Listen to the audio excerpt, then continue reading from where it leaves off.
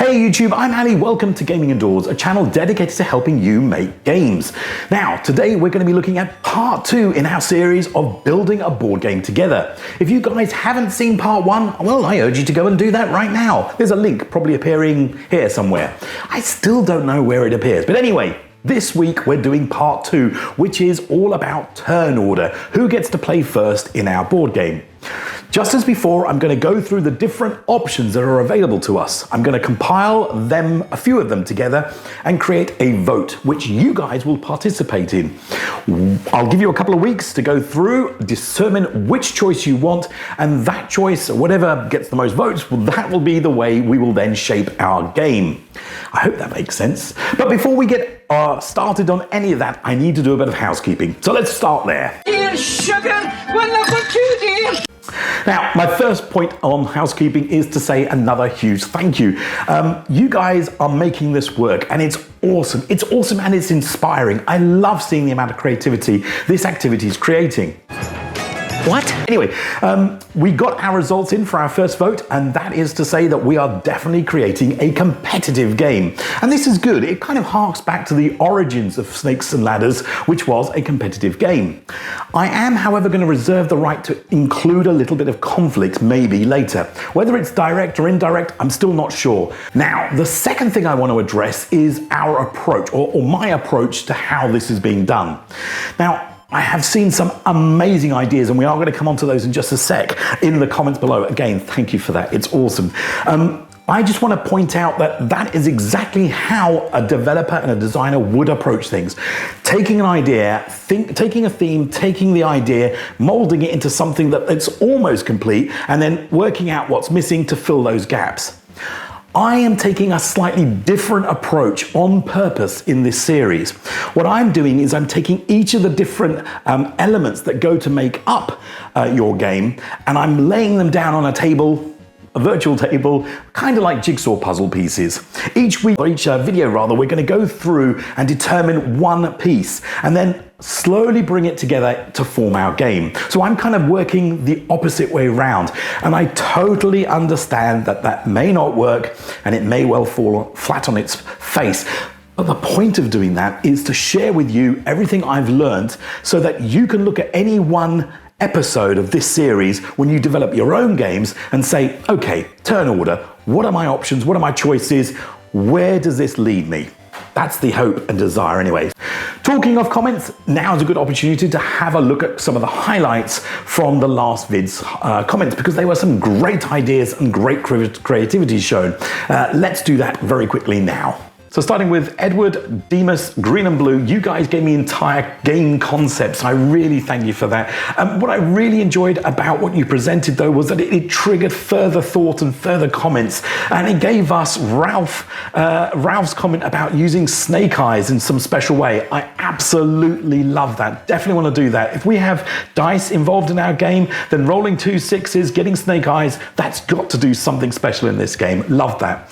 Sinoi and Disorderly, you gave inanimate objects life. I think somewhere you talked about mechanical traps, which I really enjoyed. I like the idea of something moving like a ball in the Indiana Jones kind of sense, rolling down to crush us rather than just a straightforward snake trap. Disorderly, you gave snakes magical powers. That's awesome. I quite like that idea. Andy, you gave me random snake movement. I liked that a lot. It made me think of Zombicide, where you're trying to sneak past the actual zombies. You're trying to keep as quiet as possible. Maybe something similar for how we get through the temple. That could be quite good.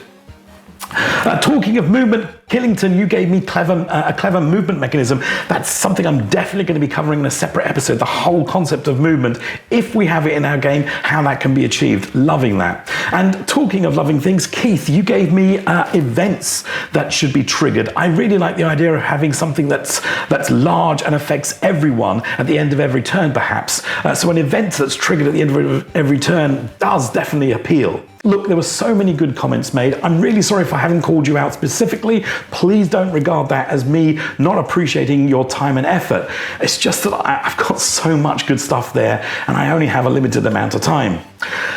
Talking of which, here's a quick summary of the common themes that I saw. Firstly, crystals and treasure. Crystals seem to be mentioned a couple of times in previous posts as well as a way of currency. I'm not quite sure why crystals go with snake god temples, but maybe they do. The second thing is a treasure, either guarding it or finding it. I think that seems kind of obvious now to everyone. Maybe not to me, but I really like the idea of having a central treasure. Now, the treasure finding idea triggered a bunch of thoughts in my own head, which I'm sure has been circulating in others as well. And that was to bring some of those characters that we have on our board, if we do have characters, bringing them to life and actually mirroring real fictional characters. What I'm trying to say here is, wouldn't it be great if we had an Indiana Jones style character or a Lara Croft style character so we could actually give them powers? Again, we don't have to go down that route at all. It's just something that seeing that level of creativity, I've used that word so many times in this video, seeing that level of creativity in the comments I found so inspiring. It triggered me to think of all kinds of things. I hope it's done the same for you guys. I absolutely urge you, if you haven't read the comments, please take some time out to do so, because it's just wonderful seeing how much intelligence and design is out there. Look, I'm fawning here a bit, but I'm just really humbled to have such a great audience. I really do take time and effort trying to make these videos for you guys, and to see you guys reciprocate in such a good way it's heartwarming. Anyway, enough of that. Let's move on. Let's move on to the main subject of this video, which is turn order. What are our options? Now, this is a big topic. There are lots of options and choices available when it comes to turn order.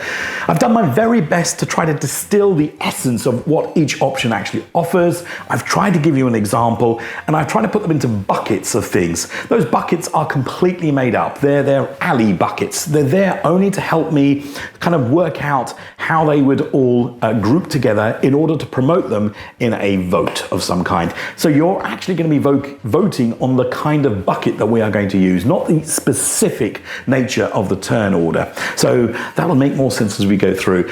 Let's start. Let's start at the beginning with what I'm calling non-influenced turn order strategies. That's a terrible, terrible bucket name. Let's call it bucket 1, non-influenced. There we go. That's better. Now, non-influenced simply means that the player has no control over this at all. So the very first one here is fixed turn order. We should all be very familiar with this. This is exactly what Snakes and Ladders currently has. Player 1 will always be player 1. Player 2, it will always be player 2, etc., etc. Now, why I'm not a fan of this should be evident from my very last video, which was all about first player advantage. If there is an advantage to be had and you're always the first player, you're always going to be at an advantage unless you design something to help the other players catch up. Now, one obvious way of getting round that sort of first player advantage is to have what's called a progressive turn order. That simply means that each round a token or some indicator is passed round, usually from left to right, indicating who the first player is going to be. So if I'm first player this round, at the end of my round I'll hand over the token, and the next player will be player 1 for that round. An example of this is probably seen in something like Power Grid, I think, has this, where you pass around a token and they become player 1. Now, the third one in the bucket is random order, and that is exactly what you'd expect it to be. There are lots of different ways of generating a random turn order. One of the obvious ones, if it's a 4-player or a 6-player game that we create, is simply to roll a dice. You roll a die 4 or a die 6, and whatever number comes up, that's you're the first person to go, and then everyone carries on clockwise, for example. A good example of this, slightly done better, I think, though it's in a game I've not played, is, I've got to check my notes, Warrior Knights. There we go. Now, Warrior Knights uses action cards. You choose 2 cards, 2 things you want to do. You put them into a draw pile. The draw pile gets shuffled, and then the first card's turned over. That's the action that gets carried out by the person who put that card in. So each player must obviously have a different color.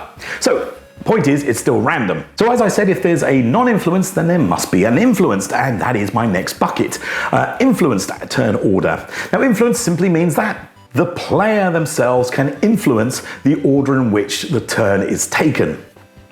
The most obvious way of doing this is by utilizing some action during their turn. So if I'm player one, I might decide to spend my first action, or if I have a number of action points, for example, in my game, I might use one of those action points to decide that I'm going to go first, second, third. I'm going to go third, let's say. I don't know why. Third next round. Maybe there's a strategic reason for doing so. Maybe I'm trying to particularly target one individual, and if I go third, then I've got a good chance of doing whatever it is I've got deviously set around in my mind to do. Anyway, the first one is claim turn order. Now, claiming is an action that's carried out by the player during play. So, as a player, I'm actively going to spend one of my action points, or one activity on my turn is to determine what position I'm going to have next round. A game like Agricola, I think, uses this.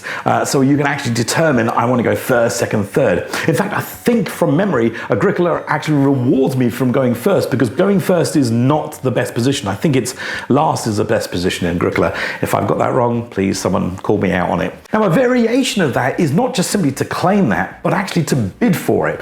Bidding exists in games like Game of Thrones, where you take the currency of the game, which I think is gold, and then you basically, there's an activity, there's a phase during the turn where you basically declare how much you're willing to bet. Everyone does this at the same time. They all reveal how many coins they've got in their hand. The one with the highest number of coins hands over those coins, it goes to the bank, and then they are first player. And the third way of organizing turn order is what's called a pass turn order, or pass order, I think it's called. And I've never seen this in a game, but apparently it does exist in the game Sentient. Here, all players are going to take a go until one player decides they're not going to do any more, and they pass. By passing, they are actually going to activate the ability to go first next round. So passing could then be a strategic maneuver. You may decide, I'm not going to do what I want to do this round so that I can definitely go first next round. Now, who goes next after that? Well, that can be done either clockwise, or it could be the next person to pass. But passing is another influenced way of determining turn order. Now, my next bucket is all about player stats, or the status of play. Here I've only got two items. The first is a player statistic, or a player resource. At the end of each round, you look at something on the board or the player card themselves, and you make a judgment. For example, who's got the most gold? Maybe they go first. Or who's got the least amount of gold? Maybe they go first. Who's got the most number of lands? I think in the game Civilization, which I've only played once, I really need to play that again. It's the one who's got the most number of lands, I think, gets to go first. So yes, it's the order is based on your player status. Now, the second version of that, or the variation of that I can find, is a role that the player currently has. Now, roles, usually this happens when you are choosing a role that changes during the game. If you're the same role all the time, then it's as good as fixed. But let's say in a game like Citadels, where you may be the king always goes first, but you can choose to be the king or not in any one round. So basically, your role will determine when you go. Now, my fourth and final bucket relies on simultaneous activity, or real-time interactivity. Real-time play, that's what we call it that. Now, this is where you don't actually have a turn order. Everyone does everything at the same time. Now, again, there are some variations on this. The first is what's called punctuated, or the text I read referred to it as punctuated. Now, that means you're all doing something until one player, the captain, the leader, player one, whoever, calls something out or stops that activity. So a good example is Space Cadets, the dice game, where I think the captain can say, we're all doing our own thing, and then the captain will yell out, fire torpedoes. At that stage, everyone stops what they're doing, and they have to then do another activity. The third variation of this is simultaneous play, and that's slightly different. Here, usually it's done in secret. You will set a number of activities you're going to do, and then reveal them at the same time. Robo Rally is the classic example of this, where you program your robot to go in a particular direction and do a particular activity. So you'll say, forward, left, right, up, 4 things in a row, and then you will reveal at the same time. And then that's the actions you're going to be carrying on. Well, folks, those are our choices, and we've got quite a few. But in addition, I also want to throw in some extra bits. These aren't necessarily items that can fit into their own bucket, but they could be used in conjunction with turn order, and in fact they often are. I'm not going to include these in the vote, but I am going to run through them now so we are aware of them. I want to reserve the right again to be able to use these as we develop our game. The first is missing a turn. Missing a turn obviously doesn't determine who goes first, but it's a concept that we might want to gather. I'm going to reserve the right to use that in the game as we go, so I'm not going to include that in the vote. The other thing is interrupting. Interrupting is similar in the sense that it's a meta sort of piece of the turn order. You can interrupt someone. The ability to interrupt or not interrupt comes down to, again, the mechanics of the game as we discover. And then the third one is phased turn orders. Now, phased turn orders where your order is broken down. I've just recently played a game, which I will be reviewing actually, I haven't done a review for a long time, where it's a worker placement and you have 5 meeples that you're going to place down.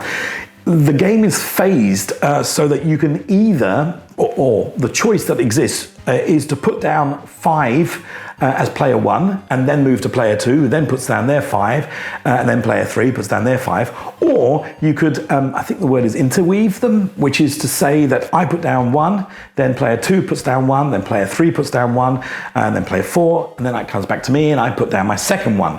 So there's a phased approach to how the turn order works. And finally, to round everything off, I'm going to use time-based constraints. So I'm just going to call them time-based. Now these are where a turn order is constrained in some way by a time. So you might have a clock that actually counts down, like Boggle, where you take your go, in effect, everyone's simultaneously working until the timer runs out. Or it might be you've been passed a token and you can only do the activity while the token's in your hand.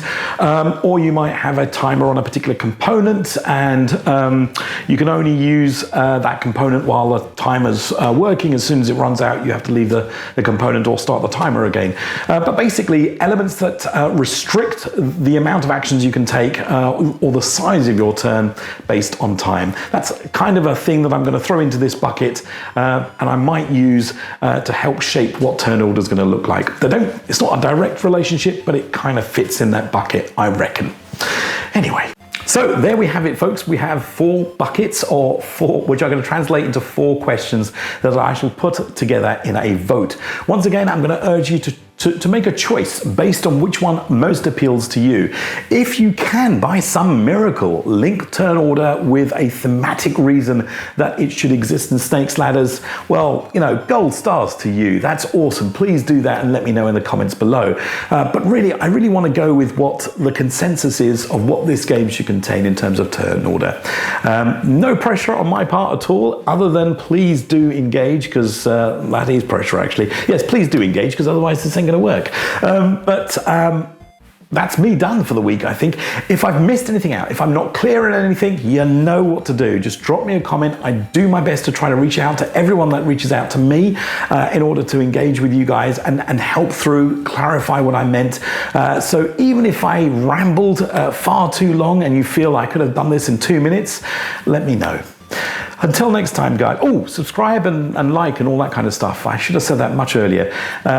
Like more than subscribe, actually. Subscriptions will grow whenever, but liking this video means I get to promote it to other people, or rather YouTube will promote it to other people, and more people get to see hopefully some useful tips in designing their own board game. So please do like this video if you can. Right, I've stopped talking sense now, so I'm going to stop talking altogether. Until next week, guys, take care.